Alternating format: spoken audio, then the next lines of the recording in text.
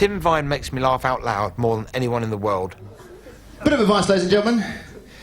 Never eat candy floss on a roller coaster. I went to the tarot card reader. I said, it's my birthday today. Can you tell me what the cards say? He said, sure. To Tim, happy birthday, love from Granny. You see, I've been living with a woman for some time. She's quite a bit older than me. We don't get on. It's my mum. Tim Vine may not be a household name, but his rapid-fire style once earned him a place in the Guinness Book of Records for the most jokes told in 1 hour, an incredible 499. Sheesh. He is an onslaught. When you watch him on stage, it's just joke after joke after joke after joke, and it's, you know, it's that thing of, if you don't like that one, it doesn't matter, there'll be another one along in a second. I was christened with a flamethrower. That was a baptism of fire, I tell you. And the vicar was wearing a gorilla suit, which was a blessing in disguise. Did you know all male tennis players are witches? For example, Goran, even he's a witch. I never at any stage thought to myself, I must do short jokes. I think it kind of evolved. I think it evolved out of a fear of I don't like the look in an audience's on their faces while they're waiting for the next punchline, so I try and make that wait as short as possible, you know. So if I go, Velcro, what a rip-off, and then I wait, and then they're like, ha, and then they're ready for the next one, you know. So I went to the hair salon, my dad's sister walked in, spinning round in circles. I thought, oh my giddy aunt. So I said to this bloke, I said, I'm going to Buckingham Palace to do Prince Philip's hair. He said, have you got a permit? I said, no, I've just got to take a bit off the back. It's very funny. It's very funny. So it's not just a double meaning, the kind of dad's joke, double meaning, simple joke. It's the wonderful image that he creates with the other meaning to the phrase. Oh, well, this is, if anyone's about to die, I'm just going to have a little look, actually. I haven't left anything out because I've been booked to tell, 9,000. Talk amongst yourselves. We'll start again in just a second. If I don't find where I lost my place, we will start again. That's the act that I'm currently doing at the moment. There it is. And I keep this on me when I'm on stage because it's like a comforter to me. I'll just read one out at random for you. Someone left a huge lump of plasticine in my dressing room. I don't know what to make of it.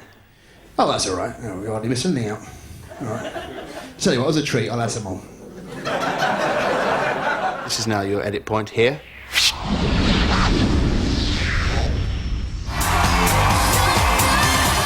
Before presenting became his vocation of choice, our next stand-up was known for dealing with more controversial material. We're going to get me to turn the lights on in Belfast. This is true, right? And then they changed their mind at the last minute because the last person called Paddy, who was that near a button in the middle of Belfast, the whole of Bedford Street went up.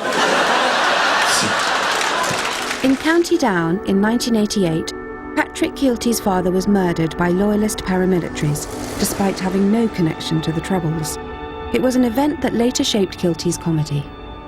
And I tell you how you knew it was bad during the summer, because Kate 80 was here. Hey, Kate 80's arrived. He took the most combustible topic there possibly could be in British politics, and he made it very, very funny. And we could have celebrity gladiators. We could have the RUC fighting the IRA in big spangly suits, right, with cotton bud. Peeler, you're fighting Semtex. Peeler, you will attack on my first whistle. Semtex, you will phone through the coded warning on my second whistle. He was really not just an important comic in Northern Ireland, he was an important person in Northern Ireland. I really do think so. I think he was sort of as important as some of the politicos up there, or if not more so. If Patrick's watching this, and I hope he is, Patrick, stop the presenting, go back to stand-up. Alan Carr. I love Alan Carr. Don't laugh at my voice. Don't. I've had it all my life, honestly. I was bullied at school. Bullied, I had glasses, I had a brace, I had a hearing aid. I wasn't deaf, but it's nice to have the full set. I mean, I had to have a brace, I had big teeth. Boy, I had big teeth. If I'd gone to Africa, I would have got poached. He's so camp. And he's like that off stage. It's not like he comes on stage and all of a sudden he becomes really camp. He's like that all the time, even when he's shopping in Tesco's. You see, I had a pushy dad, you know what I mean? He wanted me to be a footballer, you know. Me and my brother would have a kickabout down the park and he'd have to turn up. Kick the ball, you puff! Henry, you puff! And if you hear something enough times... I had to tell my dad that I wasn't going to be a footballer. He went ballistic. I said, Dad, I'm doing a performing arts degree. He said, why are you doing this to me? I said, I don't know. But I can show you through expressive dance.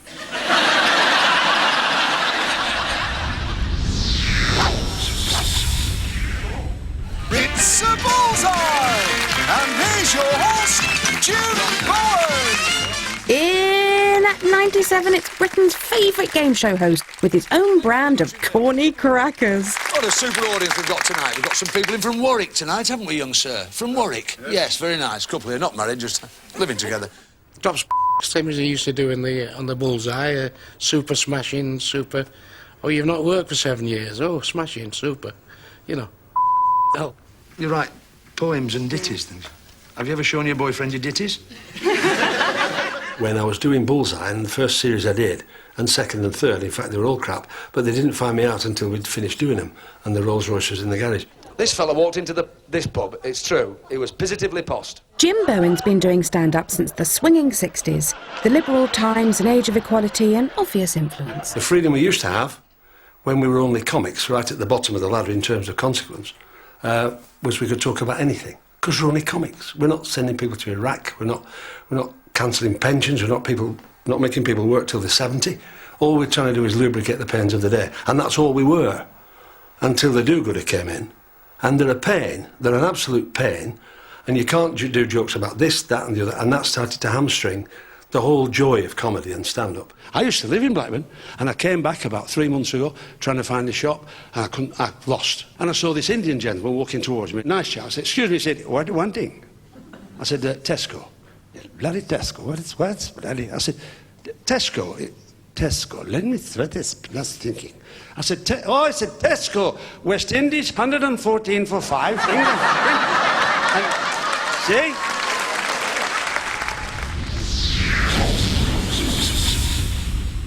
Bill Cosby is one of the true greats. But the biggest one is the cocaine.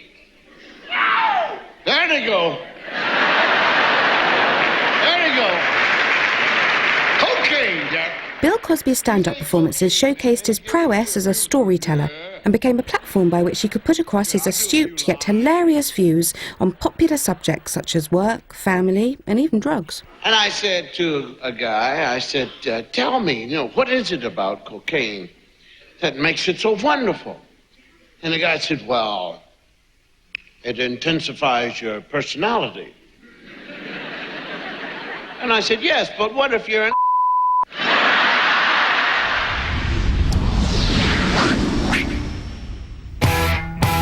At 95, hyperactive Eric Morecambe-esque funny man, Lee Mack. Why did the chicken cross the road? Because his house has been bombed by the Russians. Leave him alone, he's only a chicken. Is this all? Leave him alone, he's a chicken.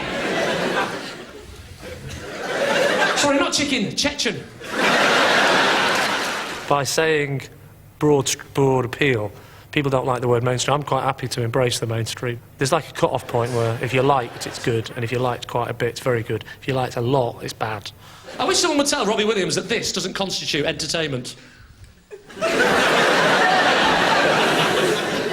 at me, smug as Come on, Glastonbury, you know this one. Yeah, we know it, Robbie. It was 150 quid to get in. Any chance you could sing it for us? How would I describe it? It's completely disjointed. I don't have any... A lot of people do theme shows. I just don't do that. I just tell jokes. What he's doing is driving down the road and he said, what I'm going to do, right, is I'm going to slap my hand on the dashboard and I want you to make an emergency stop as though a small child has stepped out in front of the car. Right? And before he could put his belt on, I whizzed my brakes on like that and he hit his head full on the window like this.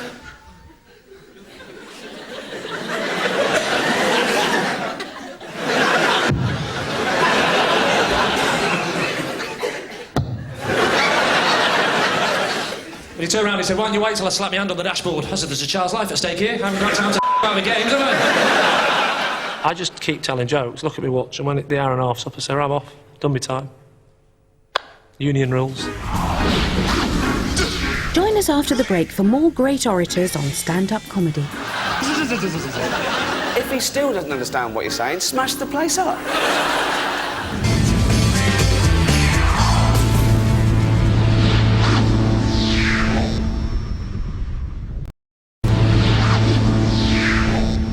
Welcome back to the 100 Greatest Stand-Ups, the show guaranteed not to let you down. He said, don't you, I said, don't you, he said, don't you, I said, don't you.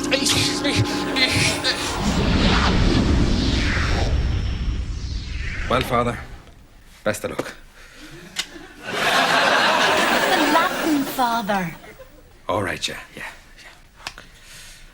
Totus tuus minimus canis costa corta Baggio Roberto.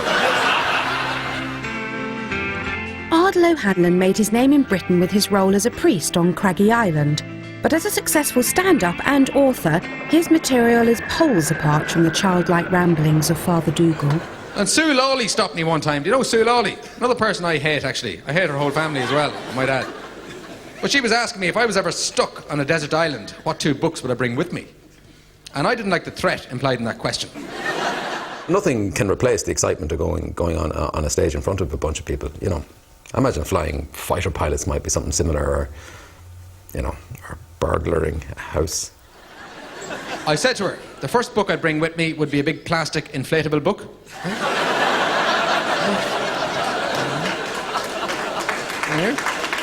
And the second one would be how to make oars out of sand, all right? Now leave me alone. I look at the human condition, not in a very serious way, but I look at it nonetheless. And I suppose my instinct is to render everything I see absurd. Condoms, they're useless and they're ineffective and they burst. And your stomach just can't cope with the sudden impact of 2 kilos of cocaine. You know what I mean? What Rick's got is immense charisma. Here's my joke. Now then, what do you say to a bloke that's got no arms and no legs if your watch is broken? Have you got the time on your cock? Rick was, you know, young and beautiful, and was also effortlessly funny. Yeah, he's pure stand-up, Rick. I mean, he feels happiest when he's in front of a crowd, you know, making him laugh. I live with my mum, but she gets on my wick.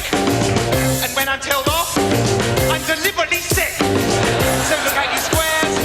I'm an angry young man. I once showed my willy to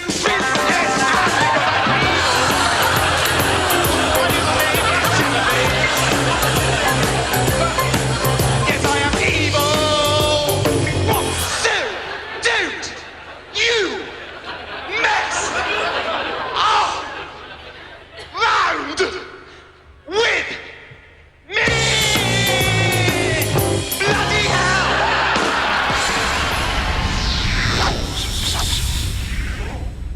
Do you know, the very first tube station ever opened was Baker Street in 1863. What was the point of that? Where would you go? Next, the king of improvisation and possibly the fastest brain in the business, Paul Merton. When you hear the joke, you see it, as you see the image as well as, you know, you can visualise. Yes, you can always judge a man by the way he drinks his tea. A man who drinks it with the handle facing towards him is necessarily a liberal. A man who drinks it out the cup is obviously mad. You can say something to him and he will have the quickest, funniest comeback. Yes, that's right, Hitler's a name, what about it? He is absolutely a student of comedy, almost more than any other comedian I've ever met, and I totally respect that about him. Can't wait to see what happens at the end.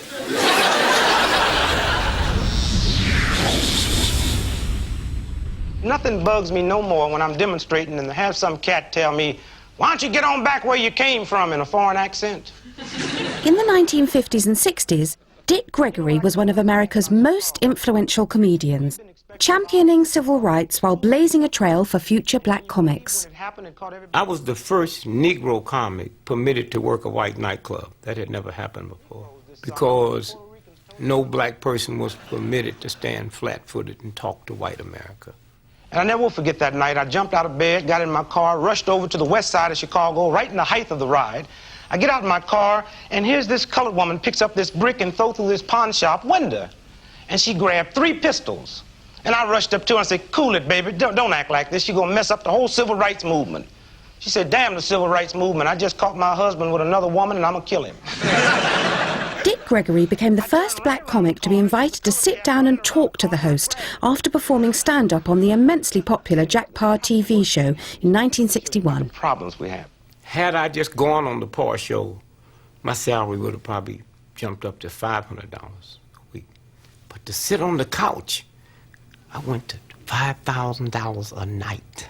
Let me tell you about this daughter of mine. Last Christmas Eve night, I walked into my daughter's room. I said, "Michelle, tonight's Christmas Eve. It's 11:30. You're 7 years old. Go to bed and get ready for Santa Claus." She said, "I don't believe in Santa Claus." I said, "What do you mean you don't believe in Santa Claus and I'm picking up the tab?" She said, "I don't care what you picking up. I don't believe in Santa Claus." I said, "Why?" She said, "Because you know darn good and well ain't no white man coming in our neighborhood after midnight."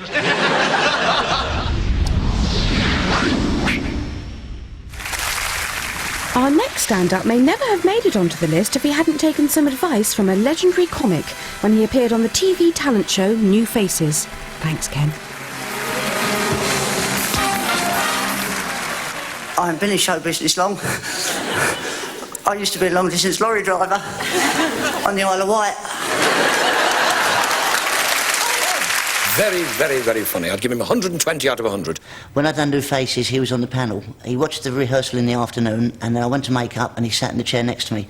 And he said, "Hello, son, how are you?" So I said, "Hello, Ken, lovely to meet you." He said, "Can I give you some advice?" I said, "Yeah, what is it?" And he pulled a piece of paper out, and he'd written down my whole act. And he said, "Right, don't do that. Open with this gag instead. When you get the rabbit out of the hat, don't throw it away. Drop it down your trousers, shake your leg, it'll come out the bottom, you get an extra laugh there." And he changed the whole act. And he said, "You do that, you'll win." And I did it, and I won. Joe Pasquale's been performing his stage show for 20 years, with his own blend of stand-up and some Tommy Cooper-style magic thrown in. Yes, Liz, that's the... Oh, listen, Lee, I've just had some bad news about my granddad. Apparently my granddad's come back from the doctors this week. He can only get excited by putting his willy in a hot mug of water. It's not my cup of tea. So what are you doing? And along with the magic and comedy is Mr. Pasquale's innate and rather unique ability to be able to curdle milk with his voice. The buckets of doom! I thought he put that voice on, you see. And when I went to see him and I spoke to him, he spoke back in a little squeaky voice. The buckets of doom. Why did the Mexican throw his wife off the cliff? Tequila. My voice is my voice, and that's all you can say about it. I'd love to have a strong, deep, macho voice, but it's not there. So if that's what people remember you for, and if that's the hook, then so be it. But I don't think you can invent something like that.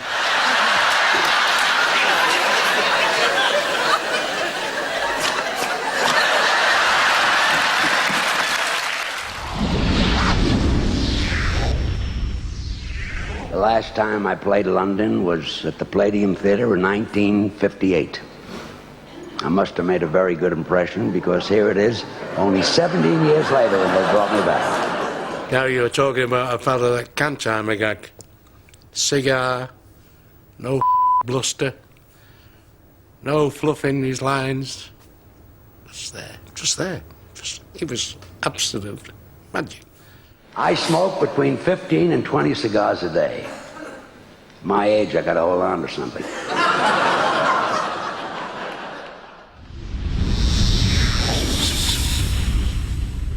Today I came a bit early. I went and had a few holes of golf. Played 5, fell down 4. As well as being the shortest half of one of the most celebrated partnerships in comedy history, Ronnie Corbett could also be described as possibly our laziest stand-up, carving a unique niche for himself with his meandering sit-down monologues.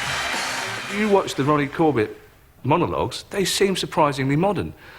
And I think that's because they've got the sort of changes in pace that we have. They've got the sort of variety of subject and topic that alternative comedy has.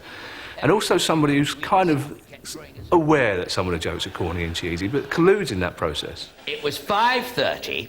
I'd just left to go home when suddenly, without warning, the kidnapper struck. Car roared up outside along beside me. The door was flung open, I was dragged in, and off we went. We drove for 3 hours till we came to a deserted, disused old building, which they'd obviously picked, because no one would ever go there, you know. Rotherham football ground. He would do these things and they would last 3 or 4 minutes and they would have no point. Well, you could just as easily be describing Eddie Izzard or Harry Hill.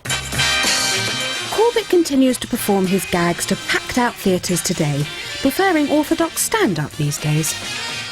I got a job once, I went for a casual job, on a building site.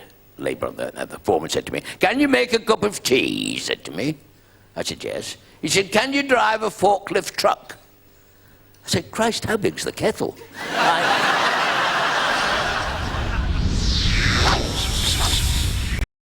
He's got a sort of fresh look at things and a very open mind, I think.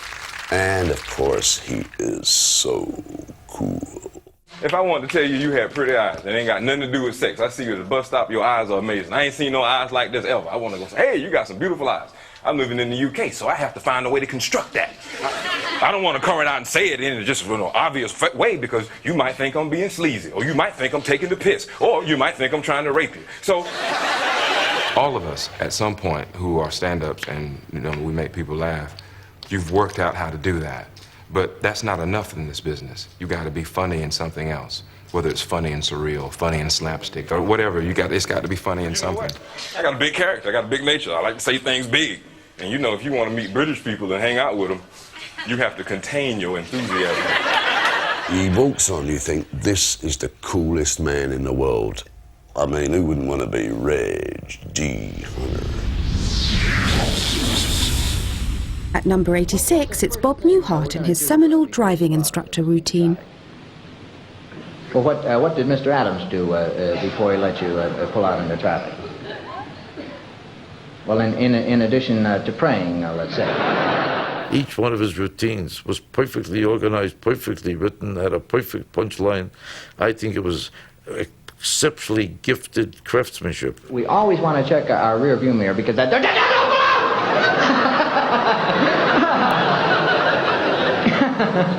Yeah, I didn't mean to shout at you like that. And to give you an idea how great his material is, in 1998, he got a Grammy nomination for his album, which was nothing more than his material that was 40 years old, but it was so fresh. That's how great it is. You have the feeling you're blocking somebody's lane. No, as a matter of fact, as long as you're here on the safety island, you see, you couldn't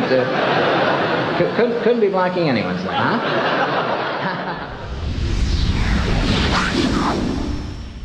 Great talent in many, many, many ways. What an impersonator, what an impressionist. Wonderful. Harry Enfield has created some of Britain's favourite comedy characters of the past 20 years. He's really phenomenally skilled at the character stuff. And I guess it was Harry that kind of blazed the trail for stand-up characters. And it was this 80s loudmouth who really captured the mood of the times. What's that then? No, it ain't! It's loads more money! Well, I had loads of money last week, but I spent it all up, didn't I? This is loads more money! That's what you get being a plasterer. Bosham, loads of money. Bosham, loads more money. The whole point about Loads of Money is that he was the ultimate expression of everything that was wrong with Thatcherism and the me generation and the ego generation and the money generation. Hey, what's that? Bleeding fibre! Get out of it! Very, very quickly, those characters become the heroes of the people you're trying to satirise. And even those people who have made heroes of them, they still know it's ironic, but they don't care. They just think, oh, yeah, he's just like me, loads of money, great. I went to see my accountant this week, didn't I? Yeah. He said to me, oi, Sunbeam, you want to put your money into property? So I bought a house, put all my money in it, didn't I?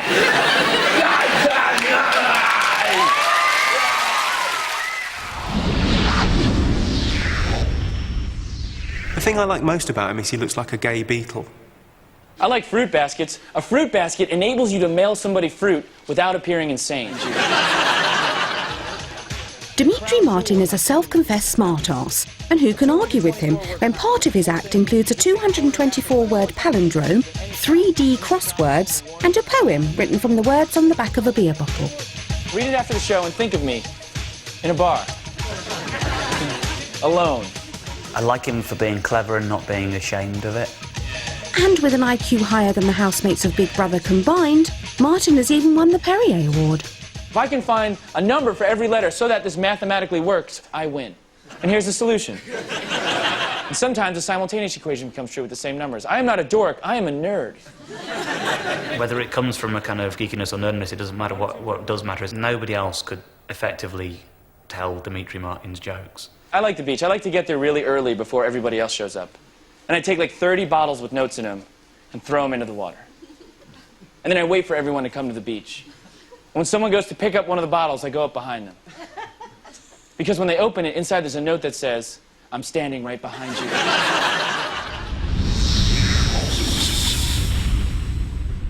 At number 83, one of the most popular British comedians of the 20th century, with a career spanning nearly 50 years. Ladies and gentlemen, welcome to Sunday night at the London Palladium. Well, he was one of the top comedians we've ever had, a brilliant ad-libber.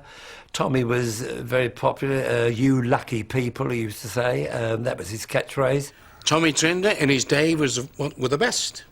Marvellous how time flies. Only today I realised, it's my wedding anniversary. 10 years ago today I said I do. Yes, I do. Wasn't until today I realised what I do means. I do the washing, I do the housework, I do the cleaning. In December 2006, Edna has her 50th anniversary. It's rather daunting for me to think about that. The character was really only created for a 2-week season. People find the character of Edna rather endearing. I can't understand that, because she is something of a monster. Tell me the history of that frock, Judy. It's obviously an old favourite. It's lovely. Is it a furnishing fabric, Judy? You were very wise to remove the curtain rings. He says the most outrageous things and couches them that it's the sweetest lady doing it. See, you talk about her as a she. It's extraordinary, isn't it? That's how complete that character is. Barry Humphrey's other major stand-up character came in the shape of the spectacularly inebriated Les Patterson. I have the honour to be the Australian Cultural Attaché to the Court of St James. I also have the rare distinction of being the first official failure of the Betty Ford Foundation. He's made a character so he can say whatever he likes, as offensive as you can possibly get. Ladies and gentlemen, I'm not going to hang around up here like a fart in a phone box. We comedians are really at war with the new Puritanism. That doesn't mean we all want to be dirty. We want to be free to observe the world as we see it. I thought, what have I given for the conservation of energy, for example? I thought, I've given nothing. I've done nothing to conserve energy. And then it hit me. I thought, there's one thing I can do. I can have Norm taken off his life support system. I'm still astounded to think that something I just thought of for a student prank, really, is still going strong. Join us after the break for more groundbreaking stand-up. Yeah, that's what the situation in the Middle East needs. Heavily armed paedophiles.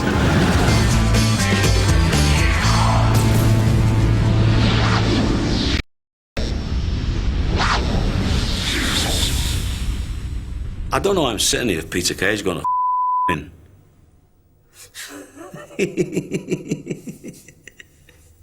What's the point? Come on. Let me go. Roll BT! Freddie Starr is one of Britain's biggest television comedy stars of the past 30 years. I mean, Freddie Starr, funny. And his anarchic approach makes him one of the most unconventional stand-ups in tonight's list. They're maggots. And what you do is you put them on the end of your hook. Like... No, it's honestly, they're harmless. at his best, he was just a really, really funny guy. And again, and scary, you know, frightening talent. I mean, you laugh sometimes out of fear, I think. They just feel so lovely down here.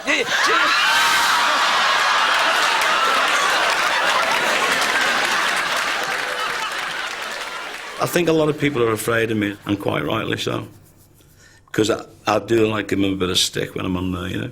Not bad stick, you know, just being a bit naughty. Freddie Starr was a master star. We laughed at him. We're wrong to forget that he was considered a stand-up genius. Starr's career skyrocketed after he stole the show with his Mick Jagger impression at the Royal Variety Performance in 1970. I've got touch gonna be.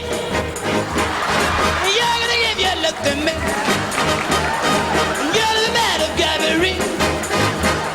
Another day I'm gonna feel. It was the first time ever a performer had been allowed an encore. But his subsequent TV successes left him far from satisfied. All my television career, I've hated, really, and never watched the shows.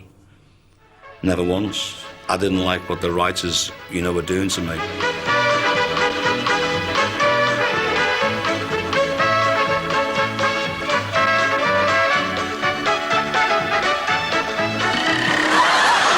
I could never be myself on television, ever. I always had to be this dressed up clown or something, you know. You've got to go through a certain amount of during your life, you know, and see things and pick them all out, and you can turn it into a comedy situation, from a bad situation, turn it upside down and say, you know, what the f*** am I talking about here? Just when his career seemed to be over, Starr made a stunning comeback in 1996 when ITV's Audience With achieved record ratings. And now, ladies and gentlemen, my impression of a mad dog. Where's me dinner? Yeah, it's real bullet, it's loaded. Please. Really? Yes, absolutely. There's such a wonderfully unpredictable sign of you, like the sign of Aquarius, and yet you've got these delightful earthy qualities of Capricorn. I wonder if you can tell us what your sign is. It's like that. It's great being mad. I like it. More famous as Taxi's Latka, Andy Kaufman's performances have become legendary. My wife. Take my wife, please take her. He made a point of being deliberately unfunny, which resulted in his style being somewhat unorthodox for stand-up comedy. Much, but she don't know how to cook. You know, one night she makes steak and mashed potato, and the night before she makes spaghetti and meatballs. Her cooking is so bad. It's terrible. He would deliberately create the illusion that he was bombing. He did impressions that were... I'd like to do the Jimmy Carter. Hello, I am Jimmy Carter. You go, oh my God. Not content with being just unfunny, Kaufman had a peculiar desire to wrong-foot and antagonise people. This saw him go as far as taking on female members of the audience in wrestling bouts and provoking the crowd to react even if it meant in a hostile way.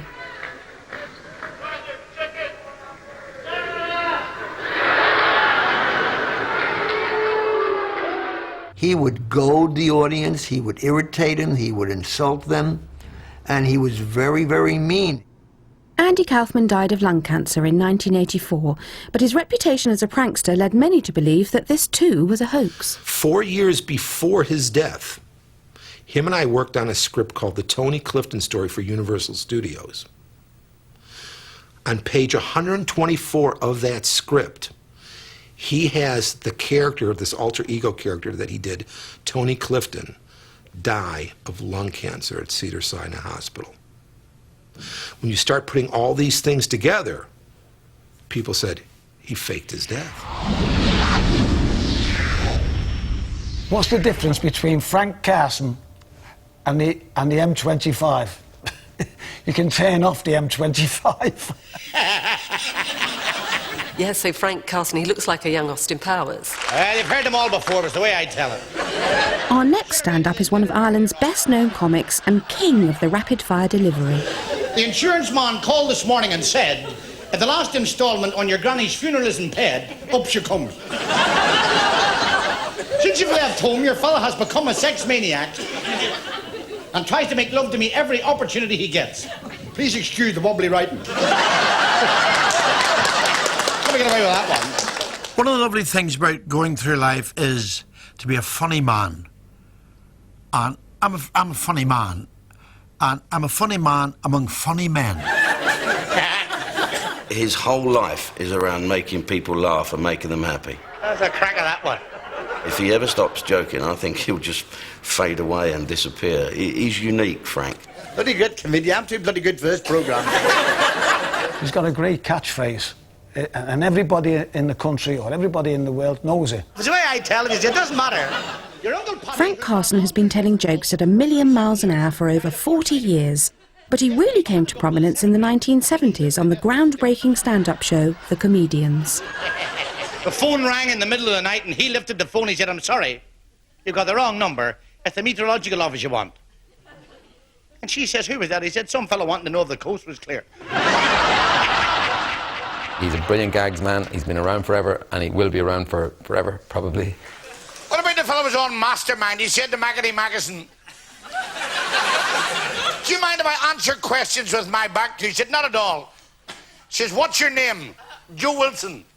Where do you come from? Luton. What do you want to answer questions on? English political history, 1931, 1981. Occupation, taxi driver.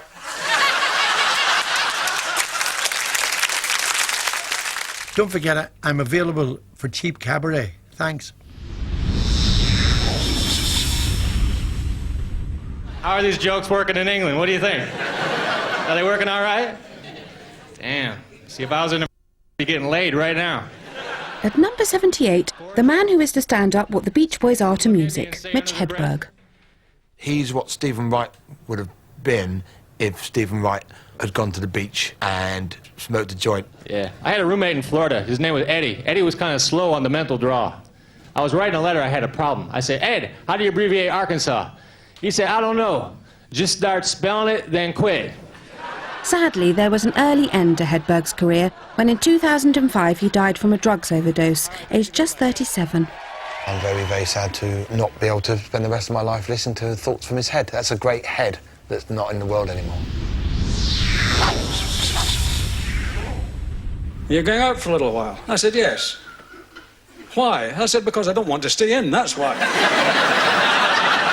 Cheap Money was in the category of the comedy droll, the odd person. He was sort of deadpan before deadpan was hip. So after some time, a door arrived. Not on its own, of course. There was two fellas brought it up, you know. So, once the door was fixed, I made my way out. Because I wanted to get out, you see. I turned this handle. There was one on the other side. I noticed that on the way out. I never used that. You need to put your arm around the door. I never...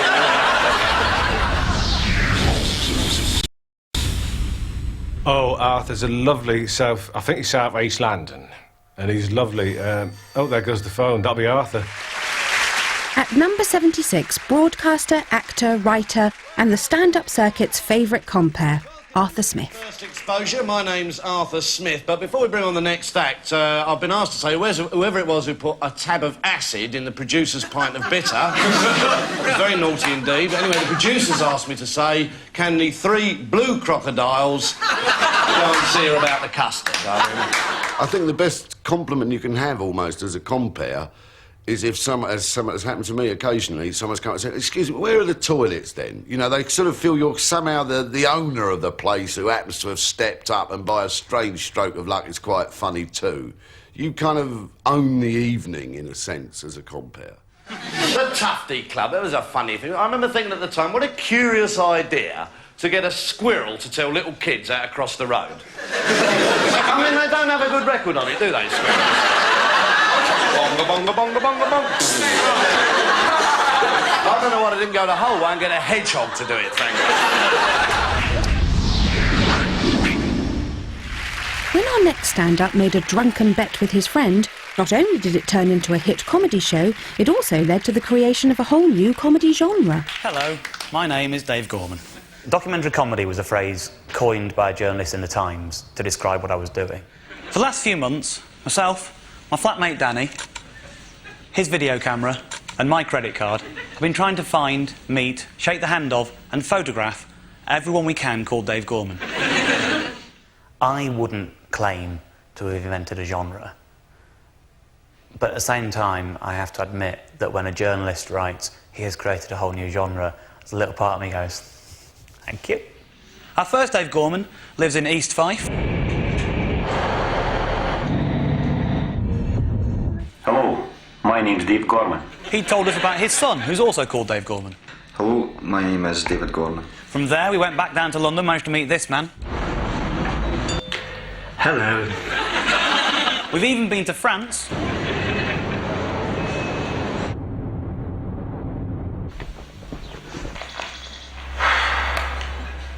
But he wasn't in. I think he's excellent. He's a mathematician. He's very, very concise in what he does. It's like he's doing a thesis on comedy when you watch his show. My name's Dave Gorman. The hunt continues. Good night. Dave's follow-up project was even stranger. Based on an internet game, the Google Whack adventure took him around the world and into a series of bizarre situations. I skipped out of bed. I thought, oh, that's a very strange hangover you've got this morning. Well, it actually came about because of the frustration at people thinking I'm that crazy bet guy. Most of this hangover appears to be in my arm. I've never had a hangover in my arm before. I need to investigate that, don't I? I went through to the bathroom, I looked in the mirror, and this is what I saw, this is what I saw, this is what I saw, this is what I saw. What the have I done to myself now? What the have I done to myself now? Oh, you can imagine me on 6th Street now, can't you? I've got my ID now, haven't I? I've got my driver's license now. What the have I done to myself? Who the is that? That's what I look like there. Not that there, not that. That isn't even my birthday. I call myself a comedian, a writer, or a storyteller, but I don't call myself a stand-up. And it's not because I'm being pretentious, honestly, it's not. A little bit. Thank you.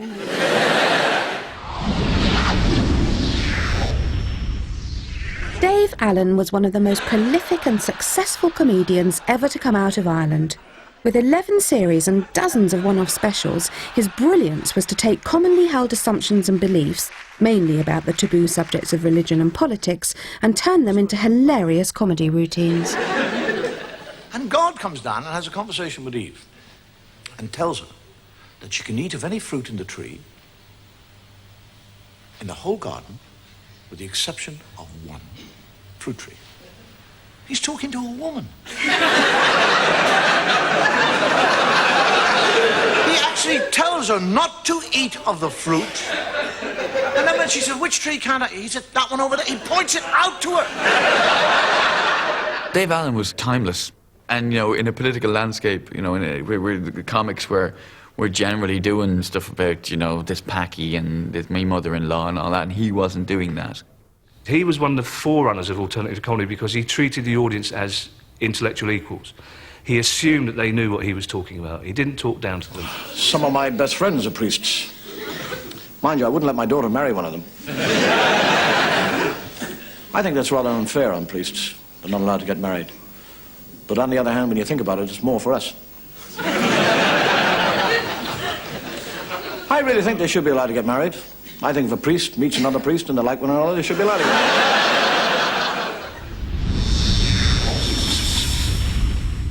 When it goes bad, it is absolutely horrible. But when it goes well, then, you know, all the spoils and all the credit is yours. Remember that song, Ironic? Remember that one? Isn't it ironic? No, it's not. Ask me another. She kept naming all these things in the song that were supposed to be ironic, and none of them were. They were all just unfortunate. I think when he did the thing, going through the words of the Alanis Morissette song, every comic just went, oh, God, why didn't I think of that? The only ironic thing about that song is that it's called Ironic, and it's written by a woman who doesn't know what irony is. That's quite ironic when you think about it. Because you look at some of the lyrics, like a traffic jam when you're already late. That's not ironic, that's just a pain in the hole, isn't that? When was the last time you were late for something, got stuck in a traffic jam and thought, ooh, look at the irony on this, eh? Here's irony for you. I tell you, I was in a fierce ironic traffic jam the other day, I'm not joking. Oh, the irony was 90. No, there's nothing ironic about being stuck in a traffic jam when you're late for something. Oh, unless you're a town planner.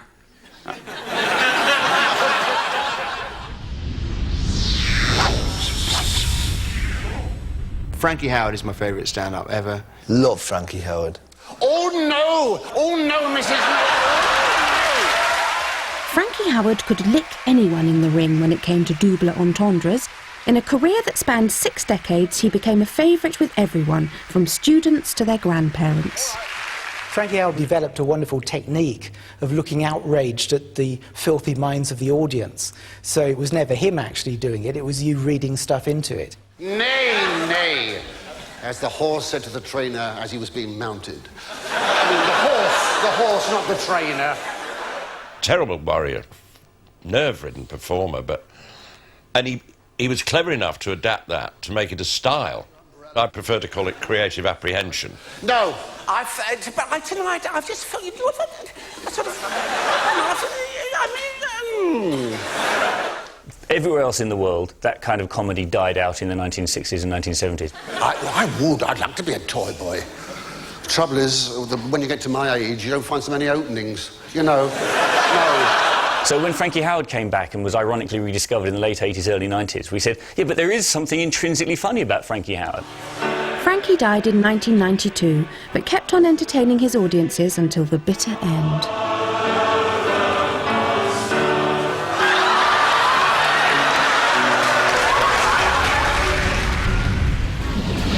Join us after the break when we go past the watershed and things start to get a little more revealing. Hello, Julian Clary, shirts lifted while you wait.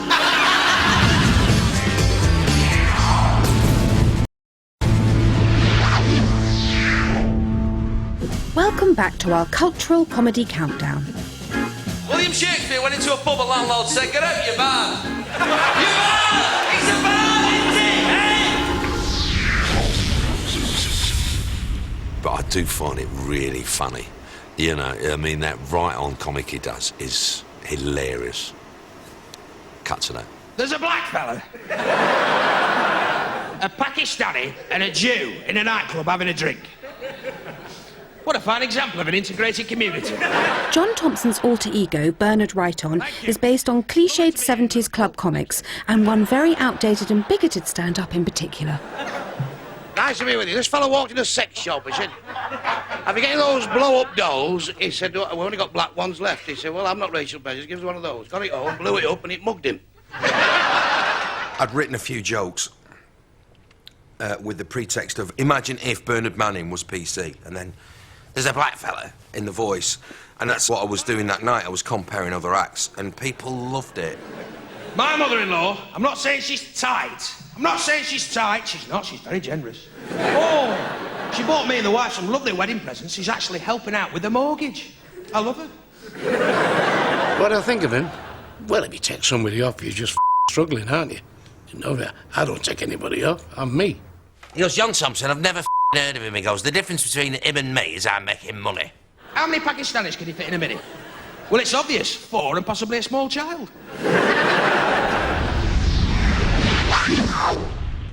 This country yokel might not look like one of Britain's most popular stand-ups, and some would argue he doesn't sound like one either, but in the past 13 years he sold over 3 million DVDs and videos. Do you know, we was driving over Bodmin Moor, and there was a sheep with her head caught in the railings. I said, Denzil, I said, there's a sheep with her head. How crusty, I've never shagged a sheep. I can never catch the buggers, madam. Jethro, well, he's all right for the Cornwall crowd, talking about sheep and cows and horses and farmers. I said, now's my chance to shag a sheep. Well, I got out and shagged a sheep. I said, go on, Denzil. I said, your turn. He said, don't be silly, I'll never get my head in them railings. Jethro, to me personally, is if I do 150 gags on stage in an hour, he'll do 4. And all I'm sitting in the audience going, get on with it, get on with it. That's how I feel. Or and I went down the road here, and this road I went down with my brother. He lives down this road, and I went down this road. The road went on. Get on with it. This story it was a story that came out a little while ago, and it was about, well, the story was Ian Huntley is practising witchcraft in his prison cell. Right, I thought, what's the point of that story? I think that I, like most people, made my mind up about Ian Huntley when he killed those children. So, what? Ian Huntley's practising witchcraft? Oh, you're joking. I liked him. Are there no heroes left? You build them up, then knock them down, don't you? Most of us honest and balanced people find that much of our time is spent earning money so we can pay our taxes to keep people like him in a cushy environment. Honest and balanced, honest and balanced. Would it not serve the country better if he was sent to Iraq to face the bombs and bullets our troops have been facing? Yeah, that's what the situation in the Middle East needs. Heavily armed paedophiles. We've not done enough damage to that nation. I'll tell you what, let's get Peter Sutcliffe over there in a tank. Let's get Rose West, get her pissed, dress her up in a nightie and let her wander around Basra with some anthrax, like Ophelia. Are they still not cooperating with democracy? Dig up Jack the Ripper.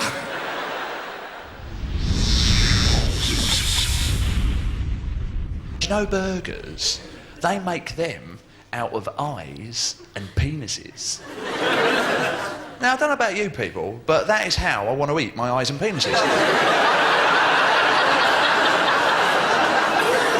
If I've got to eat them, I want to eat them in that anonymous burger form.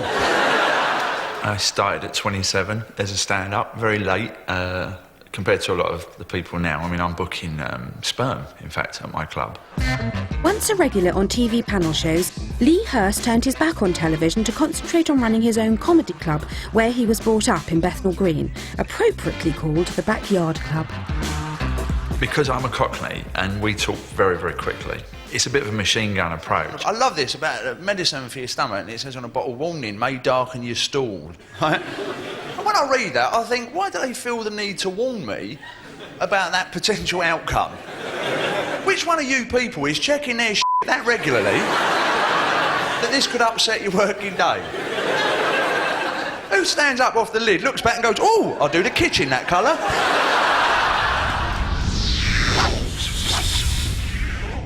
The Comedians Tonight were Frank Carson. In the 60s and 70s, northern comics dominated the working men's club circuit, but there was one comedian who bucked that geographical trend. Mike Reid has enjoyed a stand-up career that has lasted 40 years and counting. I went to the barber today. He said, you're going bald, Mr. Reid. I said, well, hurry up then. Fella walked in the doctor's got a cricket ball stuck up his arse. Doctor said, how's that? He said, don't you start, he said. There's a lot of talk about North and South divide, and I don't believe that because, you know, as a younger man, I was a cruise director on an American cruise ship, and I honestly and truly believe no matter where you come from, you give the audience what they want, and they will laugh. Fella walked out of a fish and chip shop. He's gone back 2 minutes later. He said to the fella behind the counter, was this fish cooked? He said, yes, why? He said, it's eaten all the chips.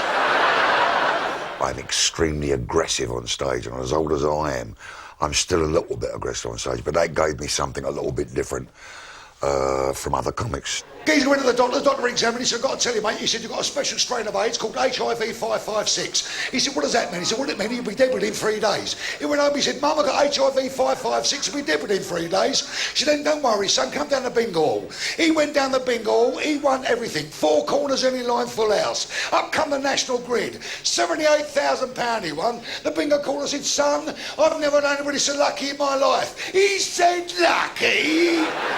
Lucky? I got HIV 556. He said the bingo called you won the raffle as well.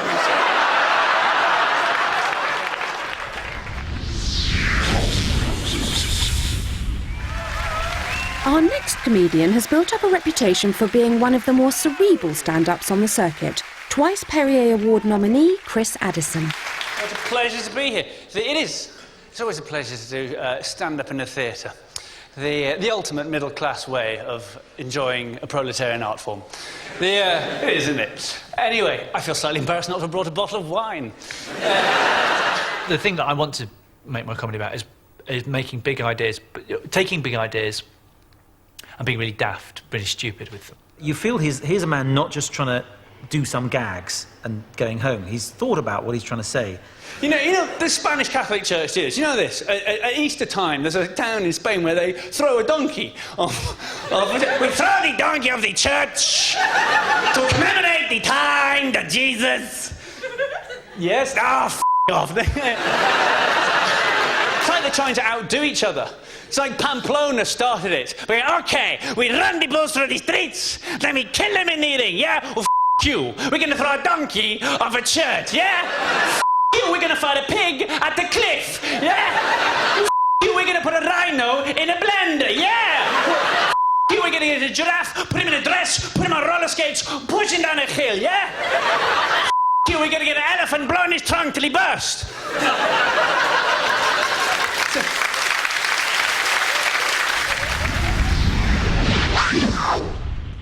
She's a wee Scottish gull, but stands up there and talks big. Rona Cameron. You sort of know she's not going to take any Rona. Do you know that 1 in 3 people get cancer now? 1 in 3. Which is why I only ever hang out with people who have cancer. Because statistically I'll be okay, you see. Look at someone going in the front, off. I just liked things to do with expression, art and English, you know, debating, public speaking. And when I was young, I used to think I wanted to be famous. With novels, sitcoms, game shows and even a reality show, she certainly is. But Cameron is still at her best on stage. I'm really, really old. But I always worry about getting really old, like 80, okay, and being a lesbian, being put in a nursing home. I always think, imagine if I had a stroke and I lost my speech and I put into a flowery dress. I think she's trying to say something. What's she saying? Levi's!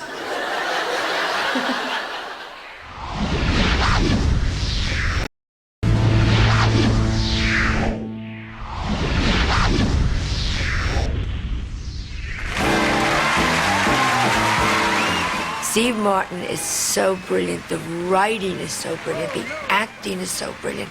The stand-up. Oh, yeah. Hey, I got music.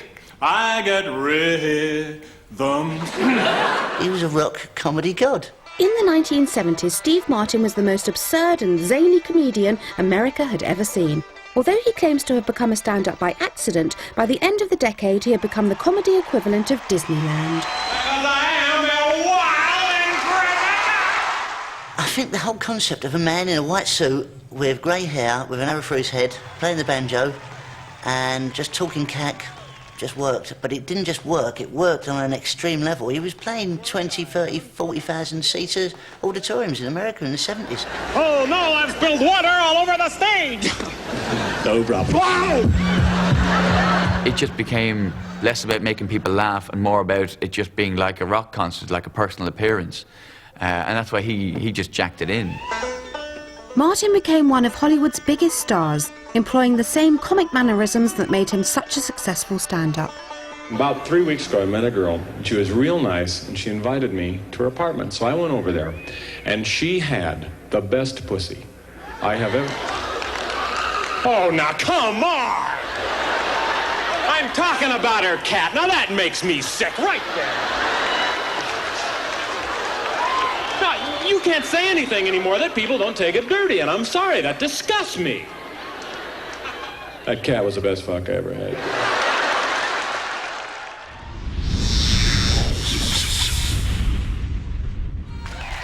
Our next comedian started out as a compere for the likes of Cannon and Ball and Max Boyce, while working full-time as chief biomedical scientist in haematology at the Royal Bolton Hospital. Dave Spikey, God, Dave Spikey, never heard of him. And not many people had until Phoenix Nights made Jerry St. Clair Dignan one of sitcom's best-known stand-ups. Well, I went to the doctor's. He's got a steering wheel stuck down his underpants. Doctor said that was painful. He said, it's driving me nuts. Driving me nuts. was in the butcher's. I said, where's your assistant? I said, I sacked him. So why have you sacked him? He said, he kept putting his willy in the bacon slicer. I said, oh, what happened to your bacon slicer? He said, I sacked her and all. I just got into it because I just love making people laugh. It's your take on life, but it's putting your spin on it and exaggerating for comic effect. This woman came from the council, parish council, with a clipboard, knock on my door like that. We do a sponsorship thing every year in the village. Would you like to get involved? Yes, put me down. SPIK. What is it? He said it's a half marathon. I went, oh no, hang on, whoa, no, half marathon, no, keyhole surgery, oh no. I said, honestly, I couldn't do the half marathon. I'd like to help in any peripheral way, but I couldn't do the half marathon. He said, well, you must seriously think about it, because it's for partially sighted and blind children. So I thought, well, fuck it, I could win that. I said, but is there a prize? Put me down. KY, there you go, Spiky. No problem at all. And put me down. Is there any boxing with the little buggers? Is there? Right. Sorry, it's just a joke.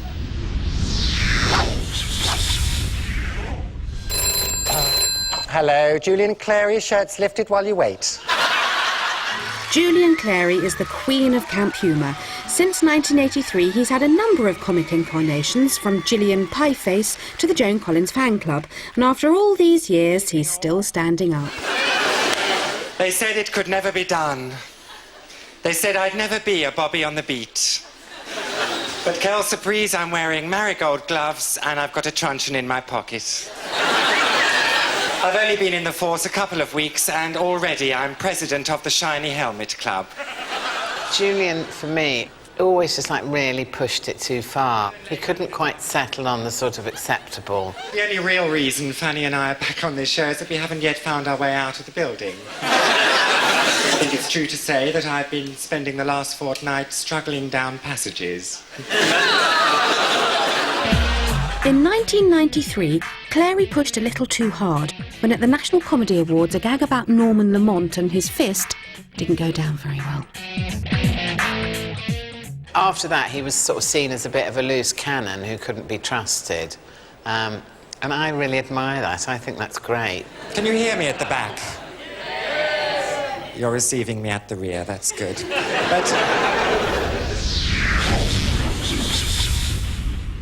She was such a great character. The original stand-up knocked everybody out of the box. I go in this dress shop, I ask this bride, you got anything to make me look thinner? She says, yeah, how's about a month in Bangladesh? Rude, you know. I hate them types anyway, so I told her, I go, hey, I eat the same amount of food that you eat, I just don't puke when I'm done. Roseanne Barr became universally famous for her self-titled sitcom, which was the natural progression from her trailer park stand-up. Here was this big, chubby, blousy housekeeper kind of woman talking about it, and talking about it tough and white trashy. She was the whole package. Like, we got like a mixed marriage, me and my husband, on account of like I'm Jewish and he ain't and everything. So like at the wedding, we each try to please the other person's family. Like for my family, he crushed a beer can under his heel. And for his family, I pretend I was a virgin, so that went real well. I think Roseanne hit on a nerve in the 80s and tapped into real Americana, which is kind of like the working class person and their struggles, and she really hit on it. And she was brilliant at it because that's where she came from. You know, all the time people ask me, they go, Roseanne, will your recent success change you from the everyday working class housefrau that used to live in a trailer only 2 short years ago? And they say, now that you have a maid and a cook in a big Beverly Hills home, will you lose touch with the everyday chores and the little people that made you America's domestic goddess? And I say, blow me.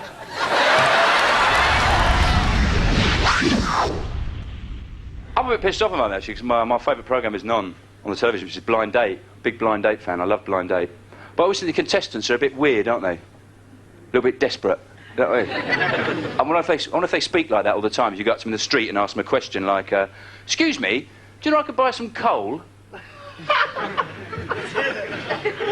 Well, if it's a fire you want to start.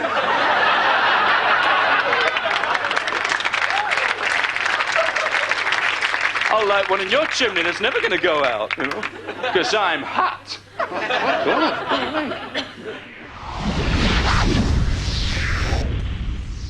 It was always my dream to perform in England. And I was so excited when Bob asked me to do this show. Emo Phillips' first gig in Britain was on the Bob Monkhouse show back in 1986, and from his first few words, it was obvious this was something a little different. I ran 3 miles today. Really? Yeah. Finally, I said, lady, take your purse, you know. He's like the Willy Wonka of comedy. He seems all sweet and lovely and smiley, but underneath, I think there's something slightly darker. I don't really put any rhyme or reason into it. I figure the best way to constantly surprise the audience is to have no idea what I'm going to do myself. The other day I was pushing the baby through the park and he's crying because I forgot the pram. While not on TV as often as he once was, Emo is still enormously popular here and in the States. His one-man show in Edinburgh in 2001 sold more tickets than any of the other 600 acts. We have a close family. I was in bed the other night and I heard my parents in the next room arguing about me. You know how parents will argue, saying stuff like, oh, I told you he'd live.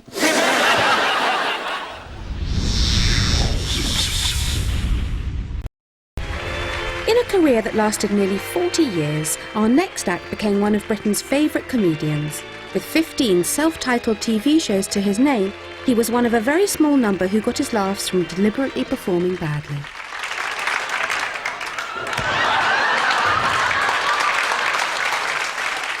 Tommy Cooper was great. Tommy Cooper was unique, if you got the joke. I can always tell if an audience is going to be good or bad. Good night. In America, they didn't get it at all. When he went through all the getting his tricks wrong, the floor manager said to him, Mr. Cooper, the director said, your tricks are not working. I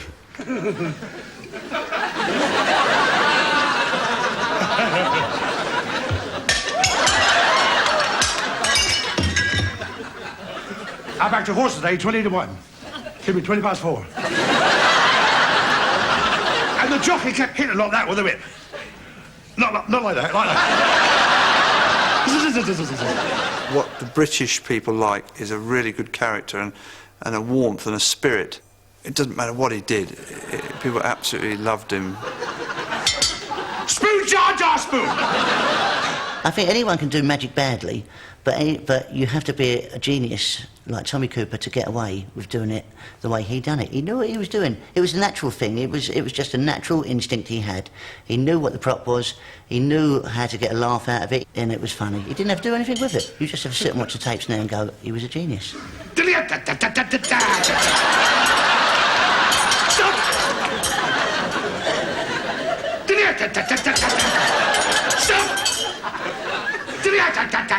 Well, pull it, pull it.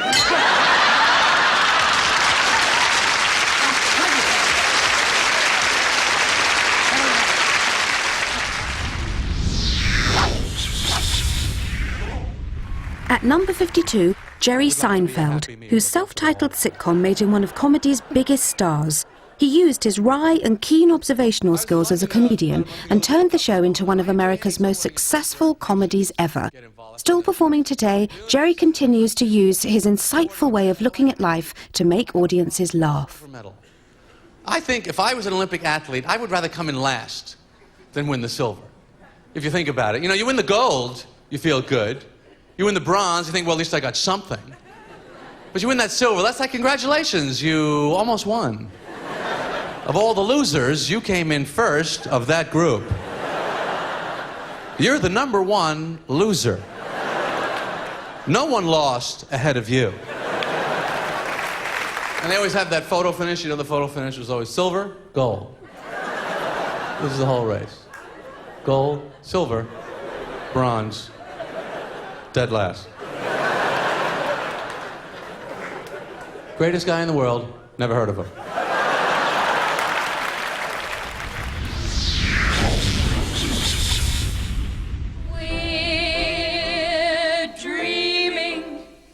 Of a white Christmas. chance. Despite this slightly dubious start to his comedy career, our next stand-up has become one of Britain's most popular and best-loved comedians. You know, Lenny is one of the dominant figures in British television comedy in the last 20 years. He's got such a lot of integrity and heart and very warm person, you know, that's why people like him, you know, he's a very warm, caring person. I'm really glad my mum never caught me drinking, you know.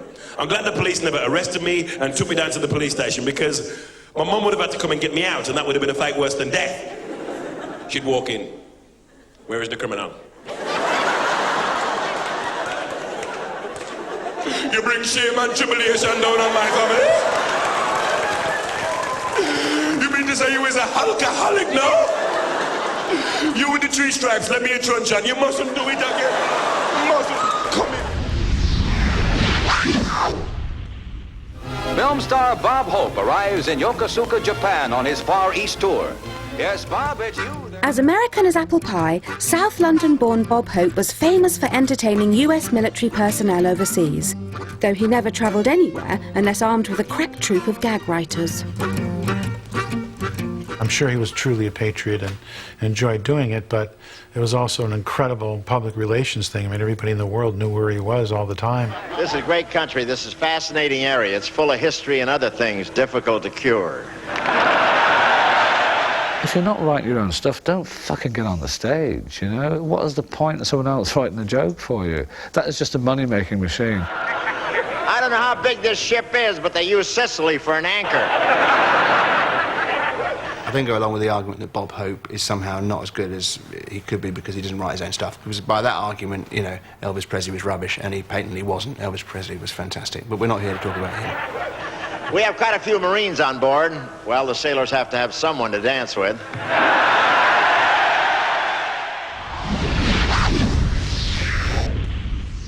Yes, it is I, Graham Norton, shiny puff off the television.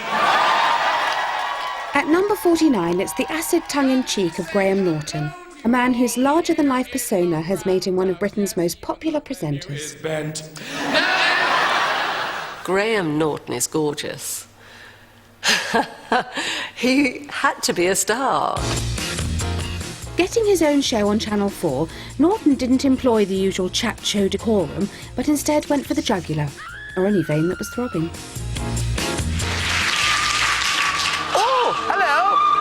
Pufter. I love all this Halloween business. There's nothing I like more than cruising around town with wood between my legs, hoping I won't get blown off too soon. I wonder if I'll ever see pussy again. Probably not. I've heard people tell me, oh, Graham Norton's really sold out. Well, how? Graham's funny on TV. Graham was funny live. Graham's just doing what Graham does. It happens to be really popular. I know it's odd for me to talk about children, because obviously, you know, me, myself, I've never had a child. Had a couple of teenagers, but... 18!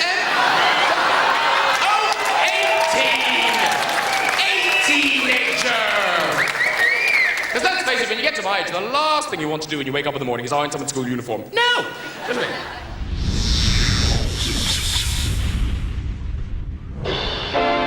Ken Dodd's career in stand-up has lasted longer than anyone else's on tonight's show. He made his first appearance on our screens in the 1950s, and he's still touring today with his legendary marathon sets. Ken's very well known for doing, 3, 4, 5 hours on stage. You go in at 7 in the evening, you leave the theatre at 1 o'clock in the morning. And he's world famous for doing that. Never worry about the time when you come to one of my shows. Won't do you any good, the doors are locked. And he goes on and on and on. And it's not as though he's going down well, they're just fucking weird and he can't move. What a show we've got lined up for tonight, gentlemen. Tonight we've got artists from all the 4 corners of the job centre. We've got an Irish rabbi, Jaime O'Blimey. We've got a Chinese fire eater, Bernie Chung. A fantastic contortionist, Willie Snappit. Keep going till I find something you like. What he does is really remarkable, because he'll do a joke and you know that what he's doing is he's making assessment, because there it gets a 9 and there it gets a 3. So you can, instinctively he starts to make sure that each bit of the audience is going to a 9 mark. I'm an optimist. No, an optimist, love. It's nothing to do with your eyes. Could you know that 50%, and that's almost half, well, I know I'm not brilliant at figures, but... and neither are a lot of people. Do you know that 5 out of 3 people can't do fractions? And you're not going to believe this morning, I got a £10 rebate from the Inland Revenue. And they said there's plenty more where that came from. If I just remember to tick the right box. Oh, what a... Join us after the break for the good, the bad, the mad and the ugly. You decide. I've made loads of racist remarks and I don't give a f***. I've got a friend whose nickname is Shagger. You might think, that's pretty cool. She doesn't like it.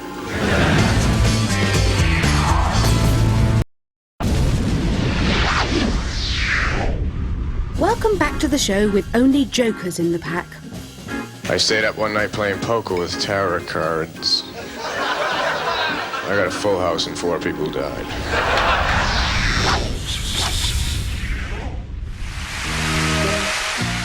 At 47, one of America's hardest working stand-ups and possibly the most Jewish comedian on the planet, Jackie Mason. You never see a Jewish mugger. Did you ever see a Jewish mugger? The guy tells you I mugged somebody, you know it's a Gentile. Because you have to say, give me your money or I'll kill you. A Jew could never say, I'll kill you. A Jew would say, listen, you don't have to give me all your money. Nobody works harder than me. I work day and night at it. I do shows for nothing in comedy clubs with a tape. I tape it, rewrite it, work on it, polish it, hone it. In America, there was maybe 1 Jewish football player in the last 40 years. And as soon as he had the ball, all the Jews got excited. Look how they're chasing him, those Nazi bastards. Jackie Mason's big break was on the Ed Sullivan Show in 1962. But after a hand gesture to the host, Mason found himself blackballed from TV. Let me show you my fingers. Listen here. The show was live, and he was telling me that I have 2 minutes left, and he made finger gestures at me to tell me I have 2 minutes left. Oh, I should get off. Ed, I want to thank you very much for whatever you did for my career. The best of luck to you. Now I want to show you a finger, and a finger to you, and a finger to him. He decided that I gave him a filthy, vulgar gesture, and he announced that my contract for the next 8 shows, which I had, was immediately cancelled. But you can't keep a good stand-up down, and today he's performing a new show every year. Jackie Mason controls a whole 2 hours, and that's quite something. I mean, he's been over here countless times. That is a wonderful achievement. I don't mind you ruined your own show. You have to ruin mine, too. Does it hurt you that I got a career? I know.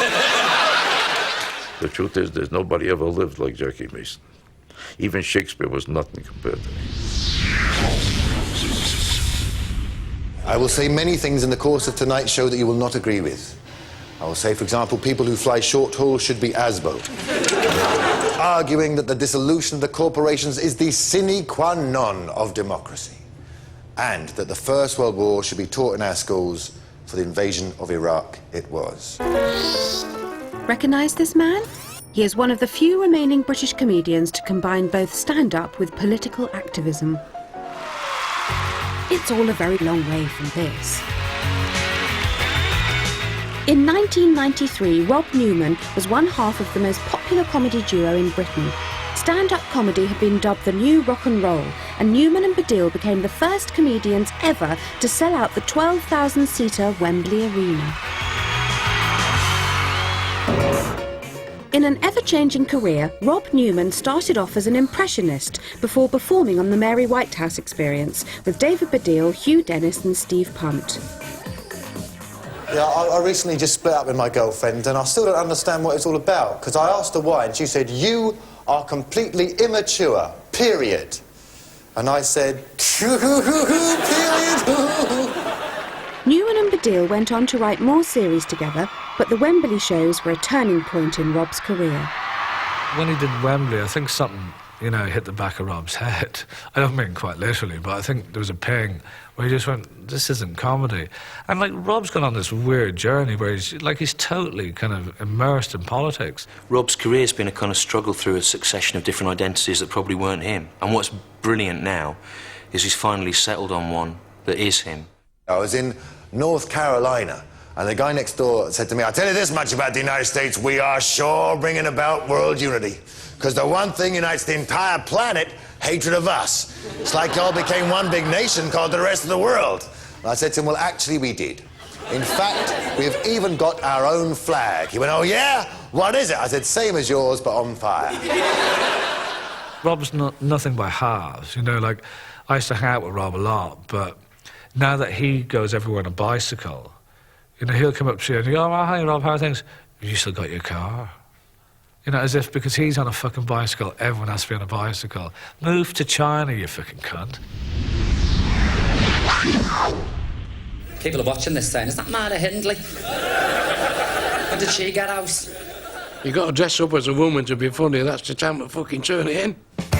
But Paul O'Grady got big laughs as the acid-tongued scouse drag act Lily Savage. I buried my grandmother on Friday. Well, I'll tell you, do you know what she died of? Hypothermia.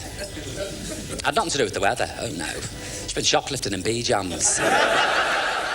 I think Lily Savage definitely belongs to the great British music hall tradition. God, isn't it warm? I'm sweating like a glass below his arse. Don't you think it's hot? This is actually as Andrew Rhodes, this outfit. She doesn't know I've got it, but I do a service wash. Paul O'Grady retired Lily in 2000, and following his recent success as a chat show host, has no plans to bring back the foul-mouthed peroxide blonde. If your sex life is boring, try using toys. Oh, I can't wait to walk around the house with Cindy hanging out my arse.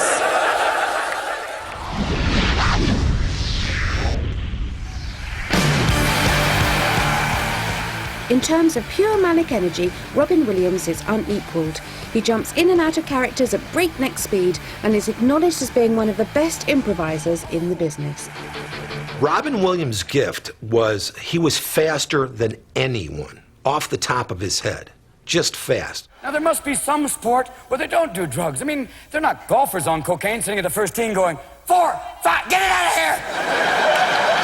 I can't take it! Little golf cart, too slow, I'm running!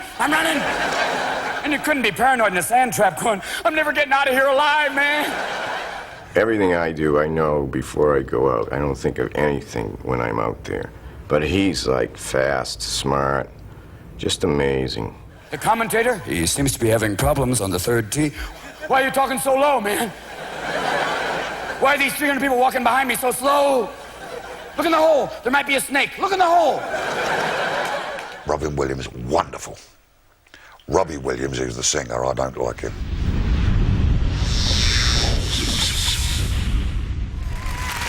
And this gentleman then would be Michael from St. Helens. Michael from St. Helens. All comedians have to start somewhere, and this trainee priest-turned-potter made his TV debut on a daytime quiz show. So you also have a bit of a sideline? Well, I've been trying to break into the world of comedy, Bob. Oh, no wonder he's so funny! So you don't use your real name? No, I don't. Stage name, which is? Johnny Vegas. What about that? Johnny? A few years on, and Johnny is the most famous, beer-swilling, husky-voiced, 18-stone idiot to ever grace the stage. You know the song, I Saw Mummy Kissing Santa Claus.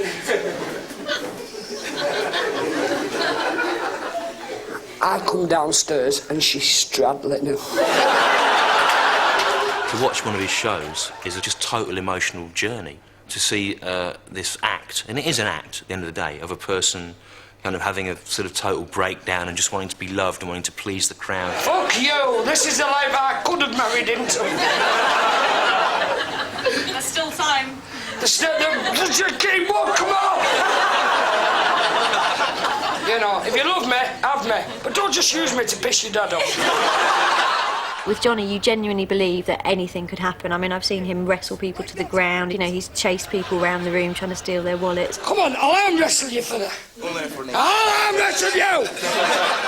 Immediately, his attitude is, you must know that if you say something to me, I'm going to climb over these tables and sit in front of you, and it's going to become personal. Sometimes when you go and see Johnny, you go, oh, I hope he doesn't kill anyone in the crowd. My mother hates you. Your mother hates me? Well, I left without saying goodbye.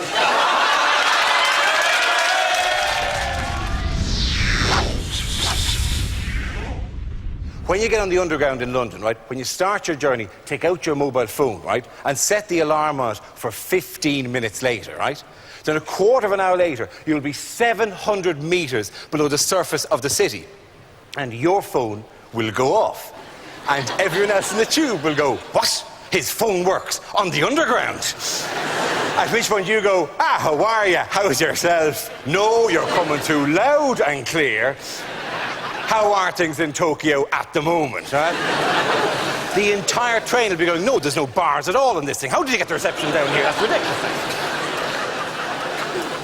At which point, if you're round about the financial district where all the traders are, twist the knife, because you really loudly go, what? It's fallen how far? I'd buy 250,000 of them now, for God's sake. I'd hate to have missed that, just because I was out of the office.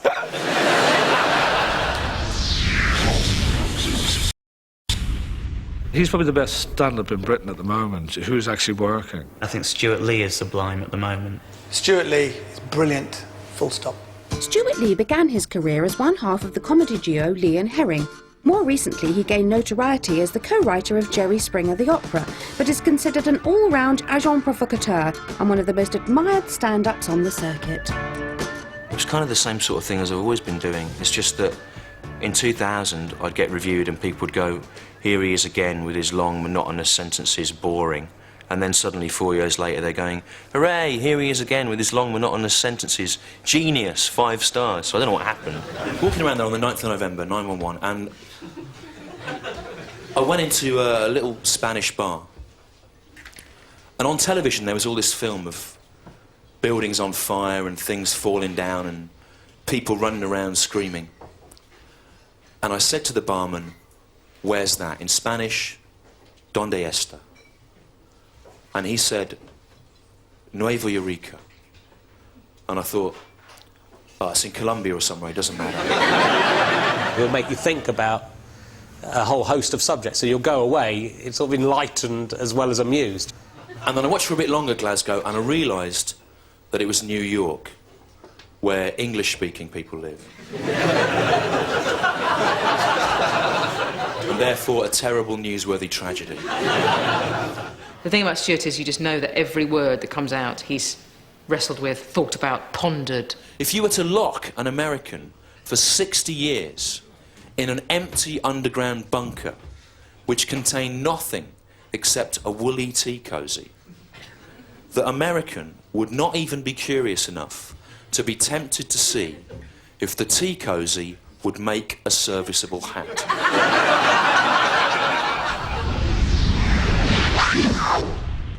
So I stayed with some friends last week and they said, Sean, treat this house like it's your own. So I sold it. John would have been the first alternative Irish comic to make it in England. I actually went for skills rather than looks at my dog. I actually went for an ex-drug sniffer dog. I tell you, bloody handy at parties. John, have you got any drugs on you? No? My dog says different.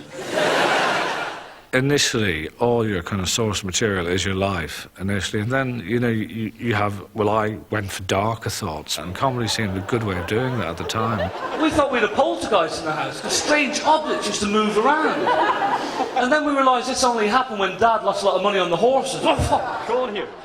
Sean's inimitable style led him to being the youngest ever recipient of the Perrier Award at the Edinburgh Festival in 1990. Stand-up comedy is the most freest form of, you know, and I hate calling it art, but it is, because you can pretty much say exactly what you want.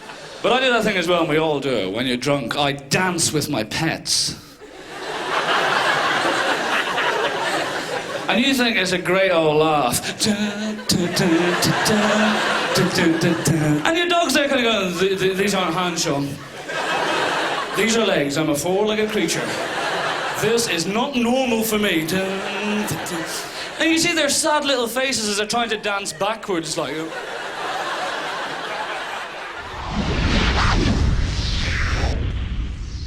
Women comics are the worst. You know, they're certainly not funny. All they're talking about is fucking tampax, tits, and arses. The stuff that comes out of my vagina. Pineapple chunks, slice of banana, couple of sponge fingers, I'm a walking trifle. Who wants to know about that? You never hear me tell a good story about that.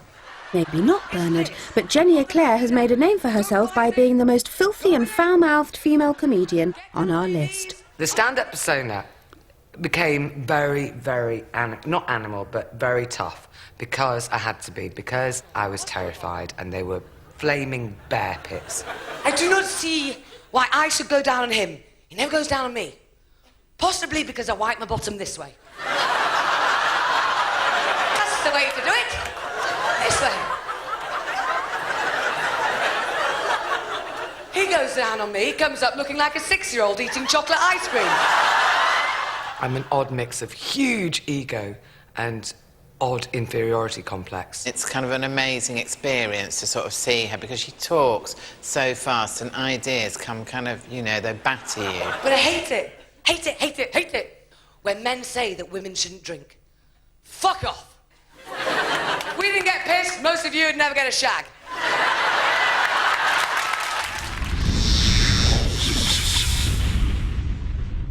Andrew Dice Clay's stand-up, to me, represents a lot of what can go wrong with comedy.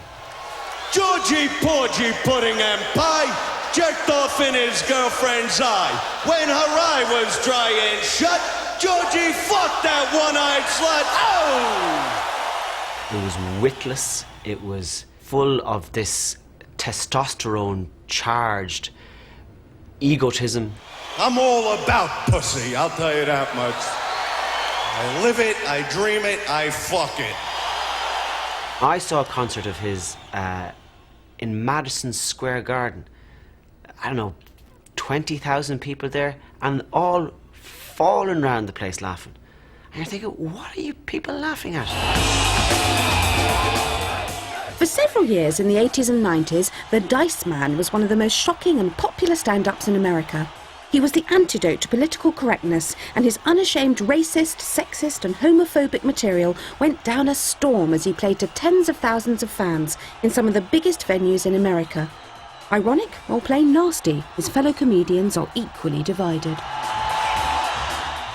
It's not politically correct, but I don't care. I think it's hilarious. I was out with this dish rag whore a couple weeks ago, right? Nice girl, Sunday school teacher. So I'm coming in my apartment. I'm not even in the front door, and my dog is humping a leg, and he's got his face in a snatch. So I'm looking at him like, you prick cocksucker. Who's the one that had I wine and dine this fucking dunce? I'm not even in the front door, and you're eating the bitch. I don't think it has some double meaning, like that it's making a comment on what you shouldn't be talking about. I think it's directly, that's what he's saying, and that's how it is. And I love that filthy stuff that he does. I think it's hilarious. Little Miss Muffet sat on a tuffet. Clay's take on some well-known nursery rhymes took stand-up to an offensive new level. Okay, Miss Spidey sat down beside, he said, hey, what's in the bowl, bitch? Oh! So this is one of Andrew Dice Clay's bits. Hickory dickory dock, some chick was sucking my cock. The clock struck 2, I shot my goo and dumped the bitch on the next block.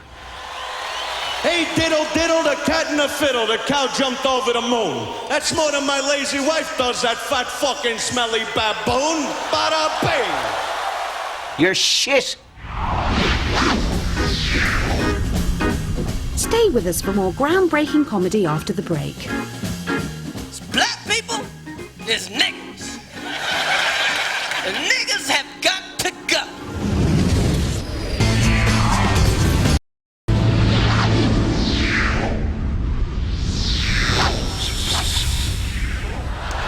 First of all, I'd like to thank the local Hammersmith Council, which is probably a Labour lefty fucking Save the World 2CV driving fucking Greenpeace wanking fucking vegetarian wallies. With regards to politics, I take the sort of right-wing, bigoted view.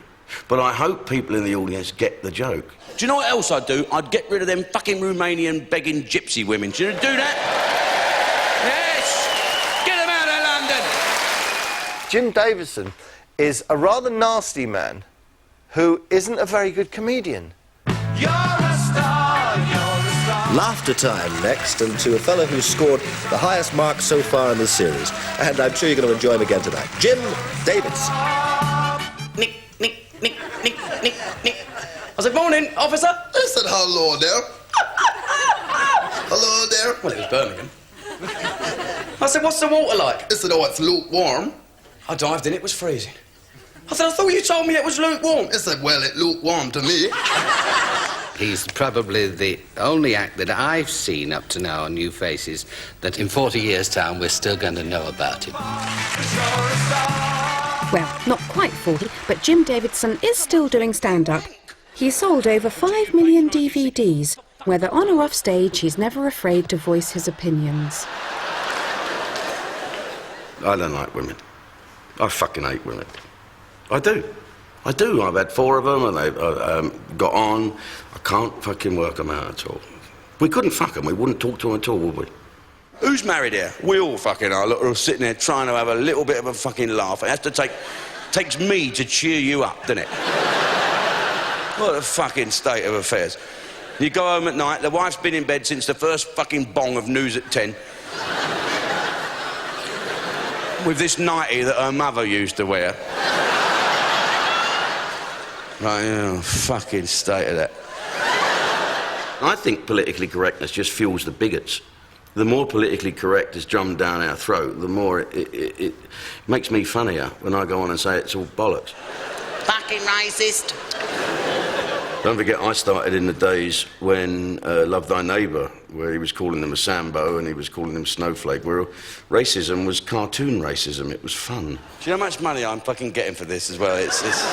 It's outrageous. There's people starving in the third world. Fuck them. I'm sounding like I'm bitter and twisted old fucker, aren't I?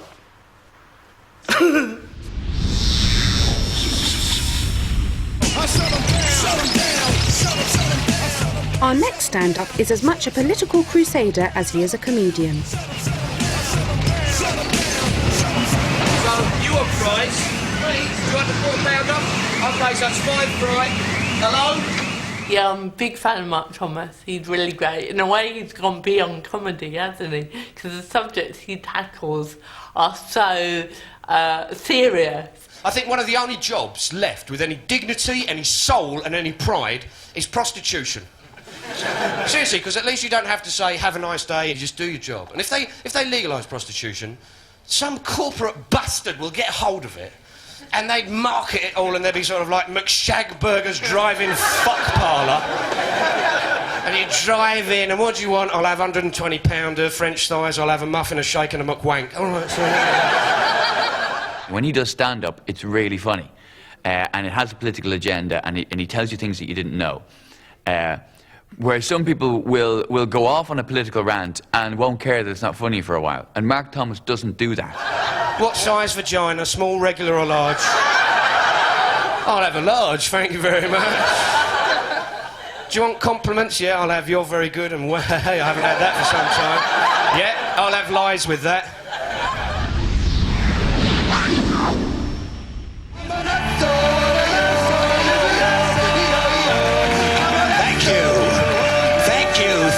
Thank you, and fuck you!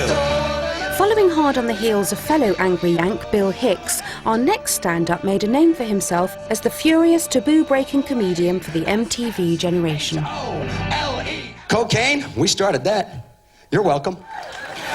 Dennis Leary is hilarious and making up scenarios of everyday life stuff and twisting it around. Really funny. That was the worst part about the coke, man, was being in that bathroom with that stranger at the end of the night, wasn't it, huh? Talking about shit like solving the world's problems, and the only reason you're in there is because he has the coke. That should have been a fucking sign, don't you think? I mean, if Hitler had coke, there'd be Jews in the bathroom going, I know you didn't do it. I like your mustache. Fucking Himmler. I remember seeing Dennis Leary years ago. He wasn't at all well known. And there was a whole sort of smoking thing that he was doing all the way through, and it was just killingly funny. I'm looking forward to cancer, man. I want that throat cancer. That's the best kind. You know why? You get that throat cancer, they give you that voice box thing. You know what I'm talking about? It's the energy. It's just the kind of non-stop high energy, and that to me is really sort of appealing. Guy with a voice box pulling up to the drive-thru window at McDonald's. That has to suck, huh? Can I help you? Big Mac and a large order of fries. Stop making fun of me. I'm not making fun of you. I'm getting the manager. Get the fucking manager. I don't care. Dennis Leary's style and material has often been compared to that of his friend, Bill Hicks. At least they were friends, until Hicks began to feel that Dennis's routine sounded a little familiar. Guy in the States, this guy Jim Fix, was a health nut, runner, jogger, wrote books about jogging, had a heart attack while jogging, and died. Remember Jim Fix, the big famous jogging guy? Jogged 15 miles a day, did a jogging book, did a jogging video, and dropped dead of a massive heart attack. When? When he was fucking jogging, that's when! Dennis is a brilliant comic, he is. And I think he probably was very influenced by Bill Hicks. And I know Bill hated it because when I met Bill, he'd just quit smoking. And I said, Jesus, it's great. You know, how come you just quit smoking after doing all that stuff? He went to see if Dennis would. There's been an ongoing thing about people saying, oh, Dennis Leary stole Bill Hicks's act. It's just bullshit. He didn't, and he's a great performer. It's just a form of self-expression. It's kind of like the most deep and naked and energised form of self-expression, and that's why I liked doing it. I've got a classic Jewish mother. My mother is the sort of woman who, if I fell into a river, would shout, help, come quick, my son, the university graduate, is drowning. He's an incredibly intelligent man, but he's had a great career where he's made some good choices about who he works with and when he works with them. You see that Eddie the Eagle Edwards? Yes. That's you, that is. That's your mum. See that Peter Beardsley? I'm aware of him. That's your girlfriend, that is. Despite hugely successful partnerships, writing novels, and an illustrious broadcasting career, David still finds time to do the operative stand-up. You know, in the old days, it would be a huge betrayal for me to go off and do a solo tour or for Frank to go off and do a chat show, but it would never occur to either of us for that to be a betrayal because we worked separately beforehand and we will work separately again. The diseases and casualties this week. Abortive, 5. Aged, 43. 3 people died because they were frightened. I'd love to see Dave do far more solo work, because the show that he did about mortality rates in 16th century London, it was very, very funny. I like this one. 1 person died of lethargy. 1 person died because he was distracted. 1 person died suddenly.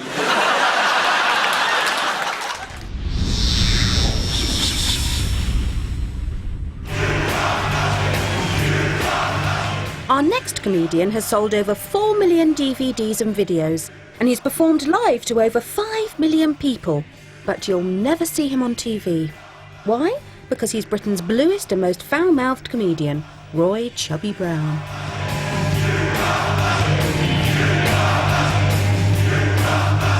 Fuck off.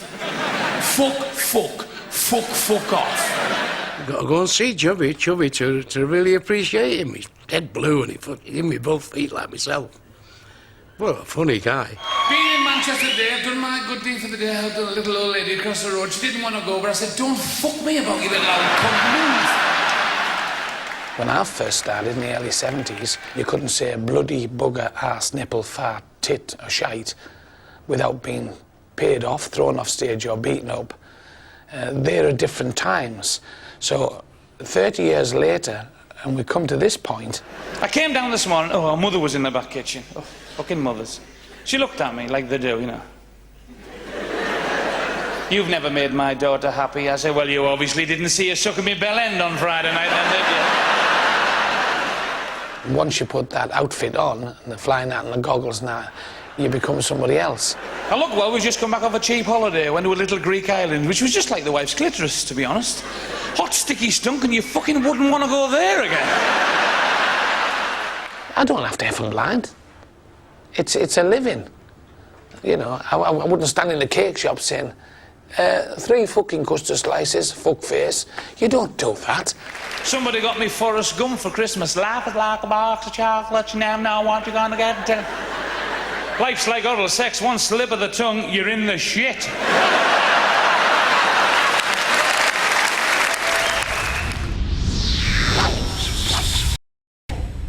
Stephen Wright's almost like sort of a soothsayer. He's almost sort of writing, it's almost philosophical.